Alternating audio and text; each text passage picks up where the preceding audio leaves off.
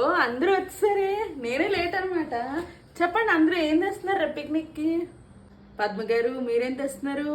పులిహార చాలా బాగుంటుంది, చింతపండే కదా. నిమ్మకాయ అది కూడా సూపర్గా ఉంటుంది. ఏ అక్క కదా, సూపర్. దీని పొంద చింతపండు అయితే పని ఎక్కువ కాబట్టి నిమ్మకాయ అనుకో, ఈజీగా నిమ్మకాయలు పిండేయచ్చు అని దీని ప్లాన్. మాకు తెలిసేంటి. రత్న గారు మీరేం చేస్తున్నారు మరి? రవ్వలాడు పిల్లలందరికీ ఎంత ఇష్టమో, అయినా మీలాగా ఎవరైనా చేయగలరండి రవ్వలాడు? రత్నం అంటే రవ్వలాడు, రవ్వలాడు అంటే రత్నం గారు. కిందటిసారి కూడా రవ్వలాడు అని చెప్పి రాళ్ళు తెచ్చింది, పళ్ళు ఉన్నంత పని అయింది. లక్ష్మక్క నువ్వేం చేస్తున్నావు?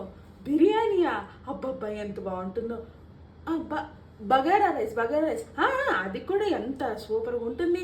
ఆ పుదీనా ఆకులు వేస్తే మంచి వాసన వచ్చి అద్దరిపోతుందిలే. కూరలు మసాలా ఖర్చు ఏమీ లేకుండా బడ్జెట్లో బగారా రైస్కి ఎలా ఫిక్స్ అయిపోయింది చూడండి. ఏమ్మా లావణ్య, మీ అమ్మ రాలేదేంటి? అమ్మ ఆఫీస్కి వెళ్ళింది ఆంటీ.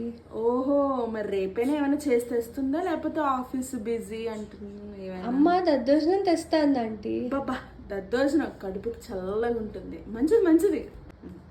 ఏమైనా అంటే ఆఫీస్ అంటారు, దద్దోజనం కూడా ఒక వంటేనా? పెరుగన్నానికి పోపు పెట్టుకుని రావడం కాకపోతే. ఇంతకీ మీరేం తెస్తున్నారు ఆంటీ? నేనా?